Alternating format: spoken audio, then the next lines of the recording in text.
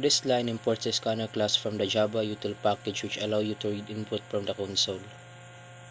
Second line is this line declares a class named Student Information System. This class will contain the main method and the logic for the student information system. Third line, this line declares the main method which is the entry point of the program. Fourth is this line declares the main method which is the entry point of the program. Balik ko. Okay na.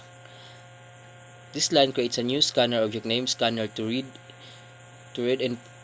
input from the console. This line print a message prompting the user to enter the number of the students. These lines read an integer input from the user using the next integer method of the scanner clause and stores it in the variable num students. These lines consume the Newlin character left in the input buffer after reading the integer input. To ensure that the subsequent next line calls do not get affected by the leftover new line character. This line starts a loop that iterates num student times, prompting the user to input information for each student. This line print a message indicating the current student number being processed.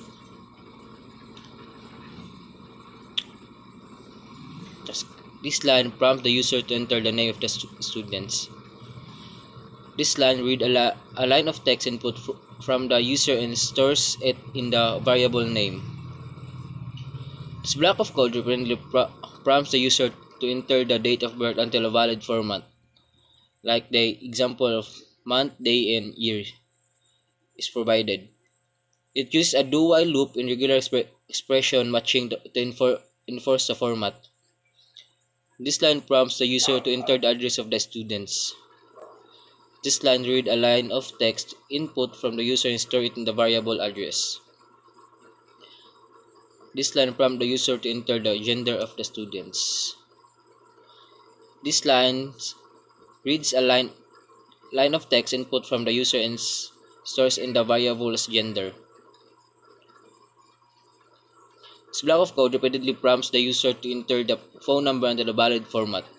Is provided. It is use a do-while loop again regular expression matching to enforce the format. This block of code repeatedly prompts the user to enter the same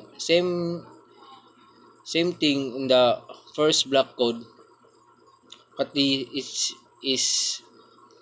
to enter the email address until a valid format like the gmail.com is provided. It still use a do-while loop in regular expressing matching to enforce the format.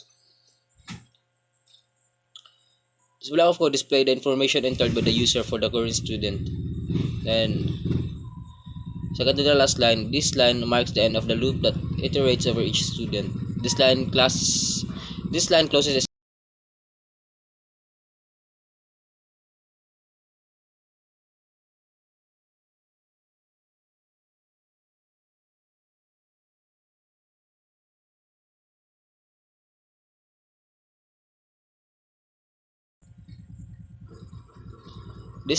scanner object to release system resources and prevent memory leaks.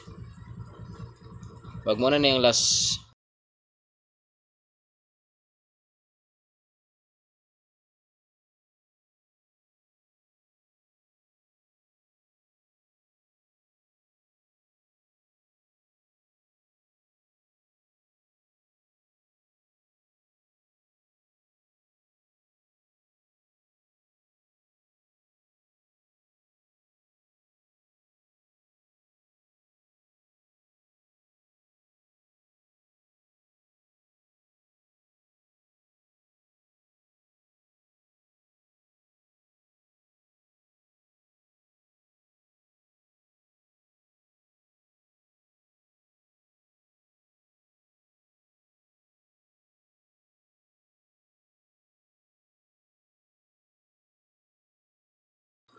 This line closes the scanner object to release the system resources and prevent memory leaks. It is good practice to close the scanner when you're done. Okay. This line closes the scanner object.